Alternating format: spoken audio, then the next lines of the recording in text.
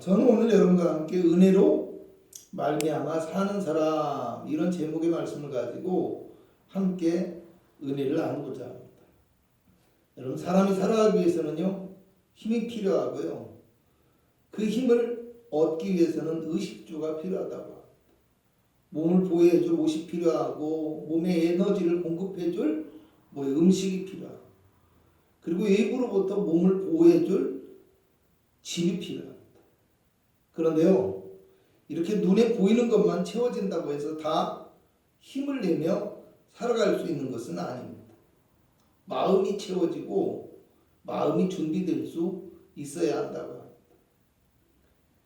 또 삶의 과정을 통해서 사람이 그 마음에 만족을 얻을 수 있어야, 그 마음에 만족을 얻게 되어질 때 더 큰 힘을 얻게 되어져서 살아갈 수 있게 되더라는 것입니다. 여러분, 사람이 문제가 생기잖아요. 그러면 밥도 먹고 싶지 않고 뭔가를 할 의욕도 그냥 상실해 버린다, 이렇게 얘기합니다.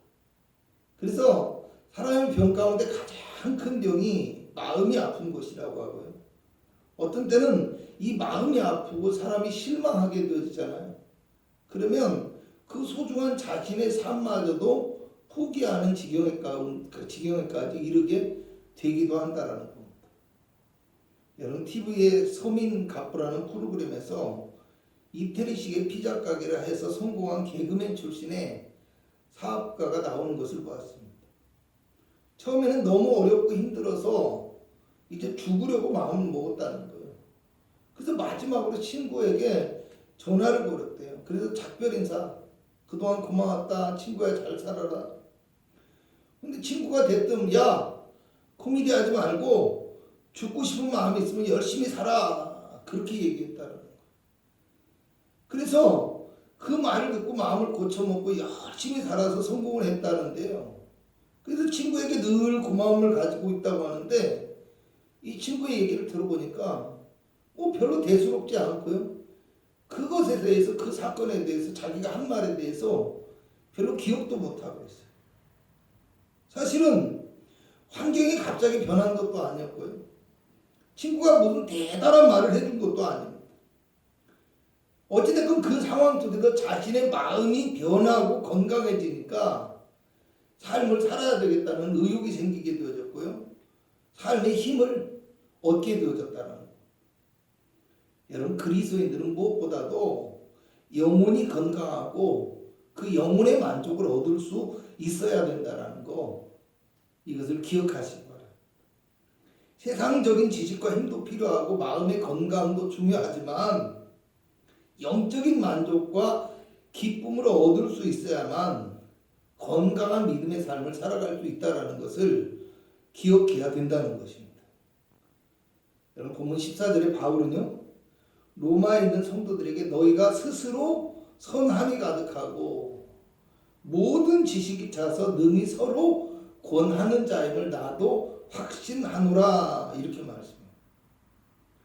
선함이 가득하다라는 말은요, 그들의 마음이 예수 그리스도로 말미암아 선하고 아름답게 변화되어진 것을 말합니다. 또 모든 지식이 찼다라는 말은요, 하나님의 구원에 대한 어떤 확신과 믿음을 분명하게 가지고 있다라는 말입니다. 그들이 서로 힘을 모으고 협력하며 성도로서의 온전한 삶을 살아갈 수 있는 분명한 확신과 함께 믿음 안에서 성장할 수 있도록 바울이 그들에게 격려하는 말이 되기도 한다는 것입니다. 바울은 로마서의 전반부에서 구원의 유일한 방법인 믿음에 대해서 이야기를 합니다. 그리고 후반부에 와서 구원받은 성도의 삶에 대하여 이야기를 한 다음에 본문 14절에 와서 그들의 마음을 어루만지고 격려해주고 있다는 거. 왜 그렇습니까? 어떤 설득력 있는 말이나 어떤 특별한 증거나 강력한 메시지를 듣는다고 해서 사람이 변하는 것이 아니라는 겁니다. 아까도 말씀드렸습니다. 무엇보다도 마음이 변하고 건강해져야 바른 길을 걸어가고 바른 삶을 살아갈 수 있는 것이지 말이 사람을 변화시킬 수 없다는 것을 이 사도 바울은 누구보다도 잘 알고 스스로 경험했기 때문이라는 것. 그래서 바울은 그들의 믿음이 더 확고하고 그들의 믿음을 더욱 확고하게 하고자 하는 그 의도를 가지고 이제 자신의 이야기를 하게 되는 거예요. 15절을 함께 읽어봅니다. 그러나 내가 너희로 다시 생각나게 하려고 하나님께서 내게 주신 은혜로 말미암아 더욱 담대히 대략 너희에게 썼노니. 하나님께서 내게 주신 은혜로 말미암아라고 고백합니다. 또 16절을 보면 이 은혜는 곧 나로 이방인을 위하여 그리스도 예수의 일꾼이 되어라고 말합니다. 하나님의 은혜로 말미암아 그리스도 예수의 일꾼이 되었다라고 하는 말이에요. 바울이 어떤 사람인 줄 잘 아실 것입니다. 율법에 정통한 바리새파의 사람입니다. 가장 유능한 율법 선생인 가말리아의 문안에서 배웠던 제자이고 그리스도인을 핍박하고 7집사 중에 하나인 스데반의 순교의 현장 가운데서 어떻게 했습니까? 앞장서서 증인을 선 사람입니다.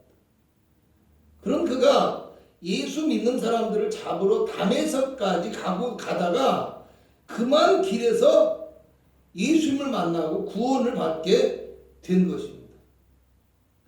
여러분 그때 주님께서 바울에게 뭐라고 합니까? 그때 이름 사울인데요. 사울은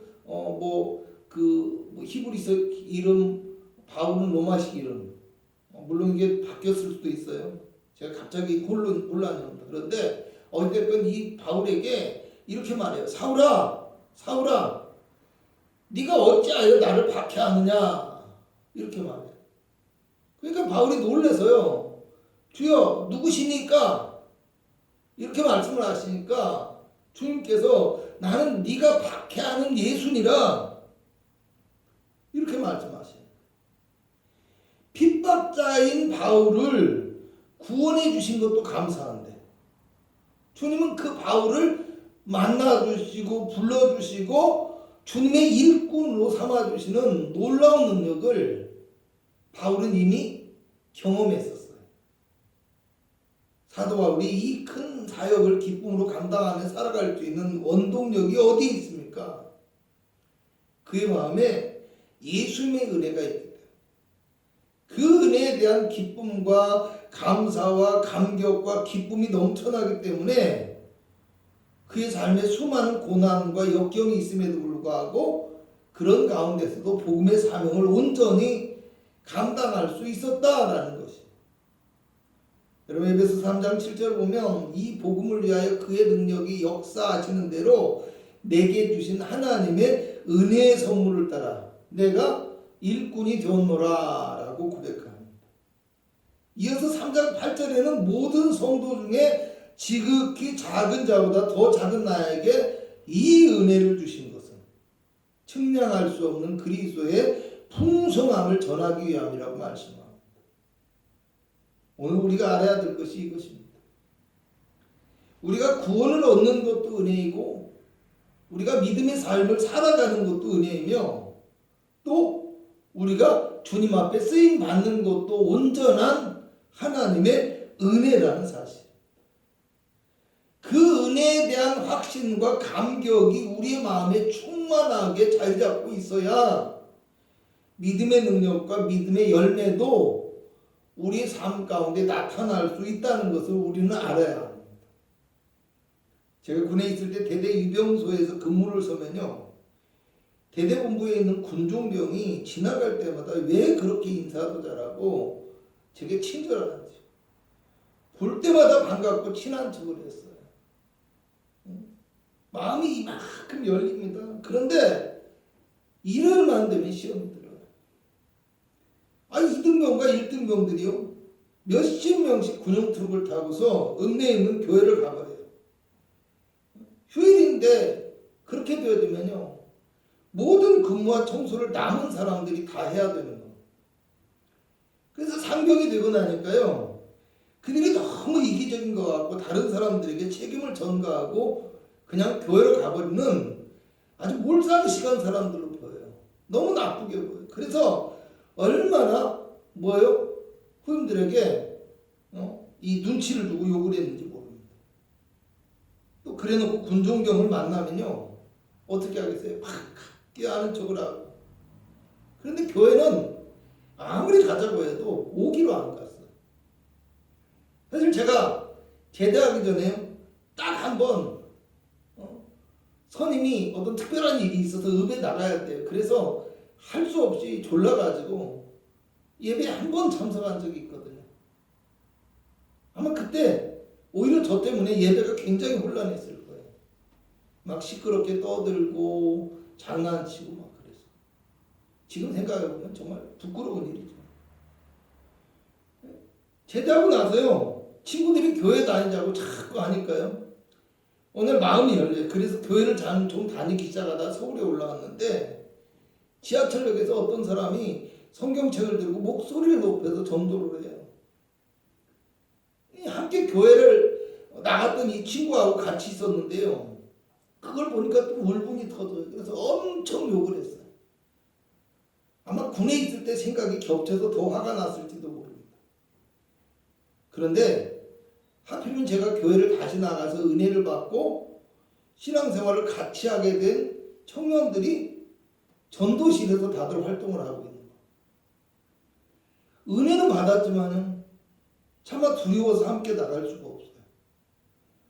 누가 저의 과거를 그렇게 아는 것도 아닌데 그냥 스스로가 부끄럽고 창피해서 할 수가 없어요.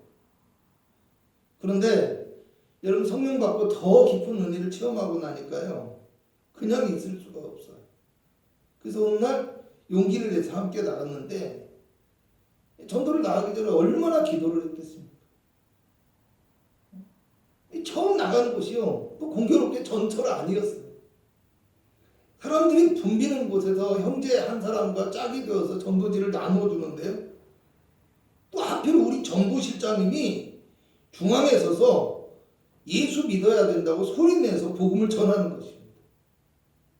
그러니까 2명이나 4명이 양쪽 끝에서 아니면 한쪽 끝에서 전도지를 쭉 나눠주고 한 사람은 가운데 서서 복음을 외치는 거예요.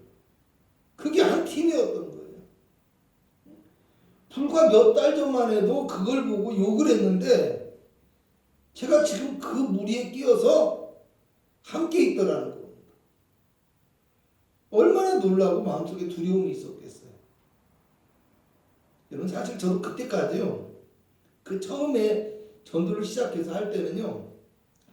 전도실에 있는 분들은 그렇게 짝이 되어지니까 다 그렇게 어느 날 때가 되면 필요하면 가운데에 서서 외쳐야 되는 줄 알았어요.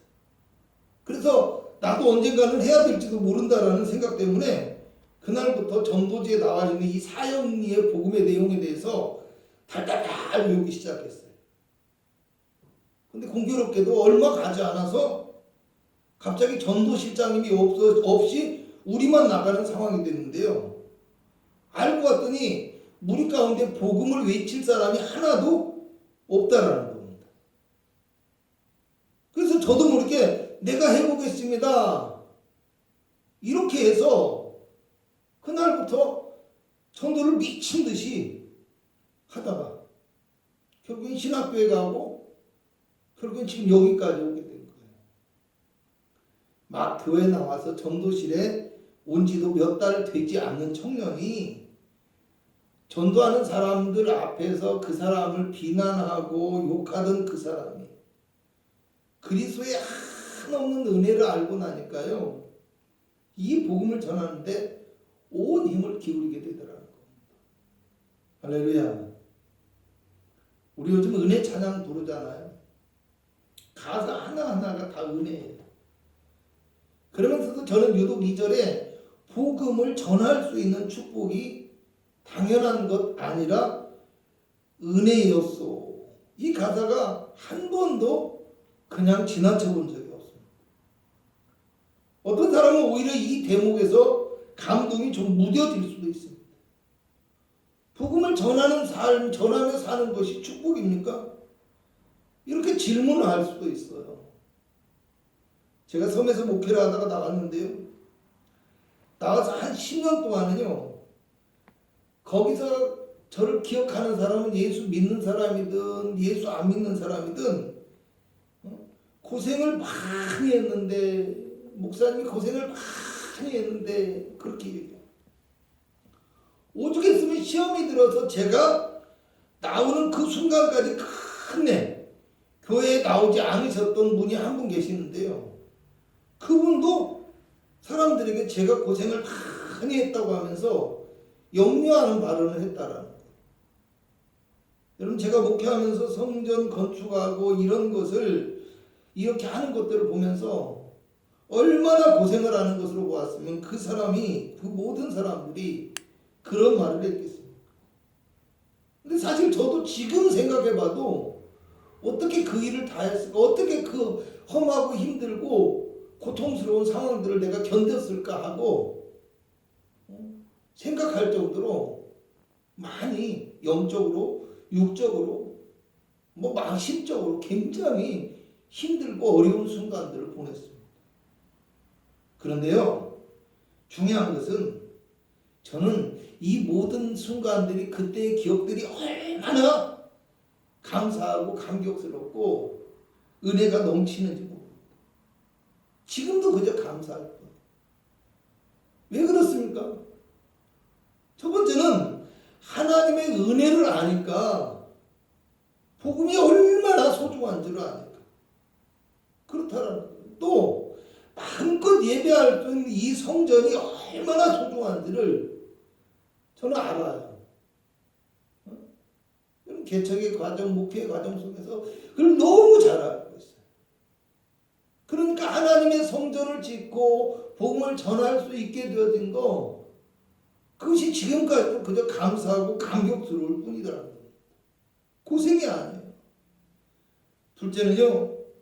학창시절에는 교회 다니던 때마저도 힘들면 조상님 묘소에 가서 기도하고 바람 쐬고 싶으면 또 무덤 옆에 가서 쉬었다 오고 이런 특이한 행동을 하던 사람이었어요. 청년의 때는요. 신은 연약한 사람들이 마음에서 만들어낸 어떤 거짓된 것, 상상의 것이다. 이렇게 반박하던 사람이었고요. 오히려 내 집에 신방 오시는 목사님과 성도님들에게요.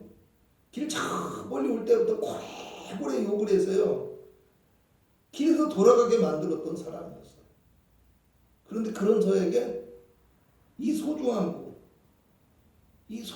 복음을 맡겨서 전하게 하셨으니 여러분 얼마나 감사하고 감격스럽겠냐는 거. 그러니 아무리 잘해도 사실은 자랑할 것이 없어요.